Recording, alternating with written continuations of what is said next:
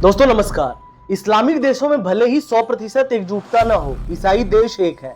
मसलन तमाम अरब देश युद्ध के प्रति उदासीन है, पर समूचा यूरोप, ब्रिटेन और अमेरिका इस समय इजराइल के साथ खड़ा है। जहां तक चीन और रूस का सवाल है, दोनों की ईरान के प्रति सहानुभूति है, परंतु दोनों ही खुद युद्ध में आना नहीं चाहते हैं। सहानुभूति जरूर ईरान के साथ रखते हैं, क्योंकि अमेरिका से दोनों की गहरी नाराजगी है। अफसोस की बात है कि इस प्रकार के संकट के समय जो संस्था भूमिका निभाती थी, वह सफेद हाथी बन चुकी है। यूएनओ के बने रहने का अब कोई औचित्य नहीं बचा। मसला भारत चीन की लद्दाख में हुई आंशिक झड़प का हो, रूस यूक्रेन के बीच 2 साल से चल रही जंग का, या इजराइल जंग का, संयुक्त राष्ट्र संघ की सेहत पर कोई असर नहीं है। यूएन तो लड़ो और बजाओ के खेल में उलझ गया है। बस वार्षिक बैठकों संपन्न कराना उसका मकसद है, ताकि सभी देशों की वार्षिक फीस आ जाए। राष्ट्रपति रहते हुए ट्रंप ने ऐसी ही नाराजगी के चलते यूएनओ को अमेरिकी हिस्सा ना देने की घोषणा कर डाली थी। भारत जैसा देश यदि आज तक वीटो पावर हासिल नहीं कर पाए, तो यूएनओ की कार्यशैली पर प्रश्न चिन्ह तो लगता ही है। हालांकि आरंभ में ही जब यूएन भारत की वीटो पावर दे रहा था, तो नेहरू ने उसे चीन को दिलवा दिया था।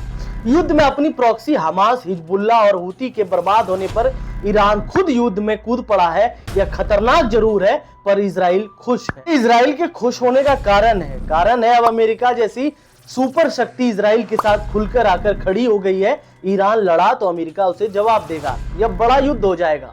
अमेरिका ने खाड़ी देशों में अपने तमाम सैन्य ठिकानों को एक्टिवेट कर दिया और ईरान को चारों ओरों से घेर लिया है। इसी से अनेक विश्लेषक अनुमान लगा रहे हैं कि विश्व युद्ध अब करीब है। हालांकि यह अभी बहुत दूर है। विश्व युद्ध कल्पना से परे की बात है। अभी यह तभी हो सकता है जब रूस और चीन भी युद्ध में कूद पड़े।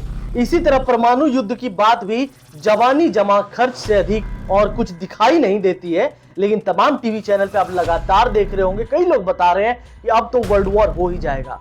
अब ऐसी स्थिति में आप बताइए, जब तक चीन और रूस का इन्वॉल्वमेंट नहीं होता, क्या आपको लगता है कि वर्ल्ड वॉर होने की संभावना है? कई टीवी चैनल ने तो न्यूक्लियर अटैक तक की बात कह दी है कि अब इजराइल न्यूक्लियर अटैक कर सकता है, इसके बाद ईरान अटैक कर सकता है। ऐसी चीजें खबरों में लगातार आ रही है।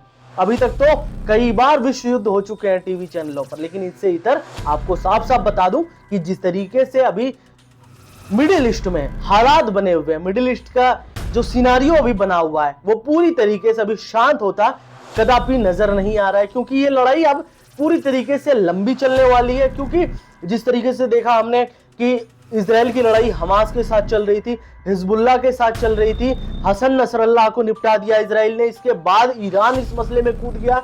ईरान सीधा नेक टू नेक फाइट करने के लिए तैयार है। अब इन सब से इतर पूरा मिडिल ईस्ट युद्ध में झोंका हुआ नजर आ रहा है। अब यह देखना बड़ा ही दिलचस्प होगा कि तमाम जो इस्लामिक मुल्क है, जैसे कि 56 इस्लामिक मुल्क हैं, क्या वो इस युद्ध में ईरान के साथ आते हैं या नहीं। क्योंकि अमेरिका ने इजराइल को खुला साथ दिया है पूरी तरीके से। अमेरिका ने आश्वासन दिया है कि हम इजराइल के साथ हैं। अब ऐसे में अगर तमाम इस्लामिक मुल्क एकजुट होकर लड़ाई करते हैं और ईरान के साथ खड़े नजर आते हैं, तो पूरा विश्व एक युद्ध में होता हुआ नजर आ सकता है और वास्तव में एक विश्व युद्ध की दस्तक हो सकती है। हमारे वीडियो को लाइक कीजिए, चैनल को सब्सक्राइब कीजिए, बेल आइकन दबा लीजिए, जिससे कि तमाम अपडेट आपको मिलते रहे। जय हिंद।